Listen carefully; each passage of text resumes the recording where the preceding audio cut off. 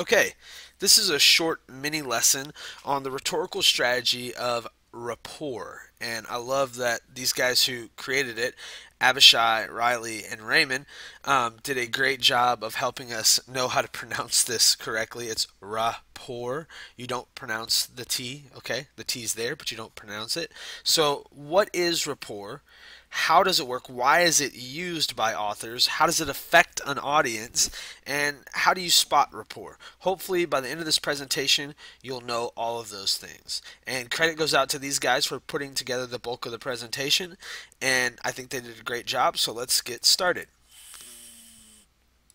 So, rapport is when you establish a relationship, when you establish mutual trust, when both parties trust each other and emotionally they like each other, they have an affinity for each other. Another way to say this is how a writer or speaker relates to you, the audience, or the intended audience, and how well he makes the audience feel about a topic. Okay, so how well does an author relate to the audience, and how well does he create positive feelings between himself or herself and the audience? That is rapport. When someone does that really well and they make it seem like the audience trusts them and that they're likable and that they're complimenting them and all those things, that is all about building rapport.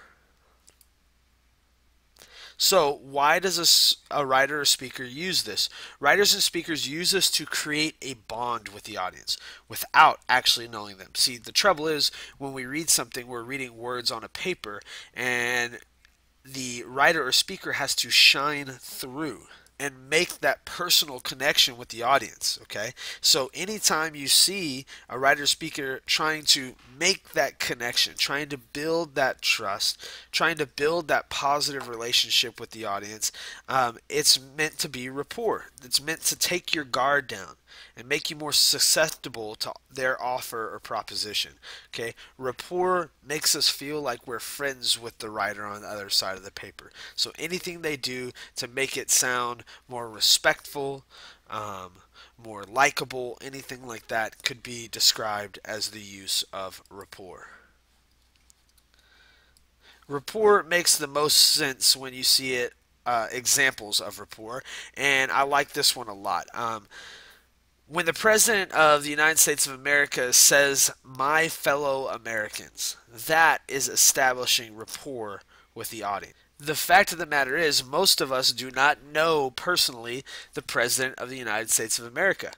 Most of us don't really have a personal connection. But by saying "my fellow Americans," it's saying that we're fellows with him. We're friends. We're all together. We're in the same boat. That's establishing rapport. When an announcer says, "ladies and gentlemen of all ages," we like being called ladies and gentlemen of all ages. It's inclusive. It makes us feel good. When your funky fresh friend says "sup dog," right? That could be considered rapport, right? When you say things that make me more comfortable and make you more likable in that situation, that is the establishment of rapport. Rapport can be other things, and rapport, you can spot it. It's kind of like I said, it's kind of hard to describe. You should be able to spot rapport when it's being used. So let's take a look at this prompt, and there is a word that's repeated in this prompt a lot, and I'm going to ask you to pause it, read over this short prompt, and see what word that's repeated do you feel like is a good example of rapport. Go ahead and pause it right now. Hopefully you notice that throughout this passage, the author uses the word "sir" over and over again to the man he's addressing in this piece, right? You see "sir," and I don't even think I got all of the "sirs" highlighted there. But the point is, why would an author use "sir"?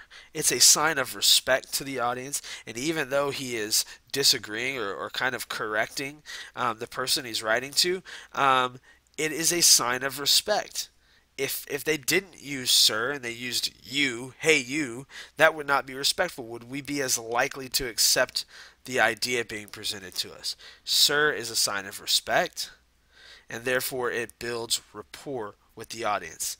In this case, Benjamin Banneker wrote this letter to both, sent a copy to Thomas Jefferson and to George Washington. So that sign of respect probably made them more willing to hear him out than if he would have just brought his accusations and didn't try to build any respect or rapport with his audience. We could call all of these things rapport.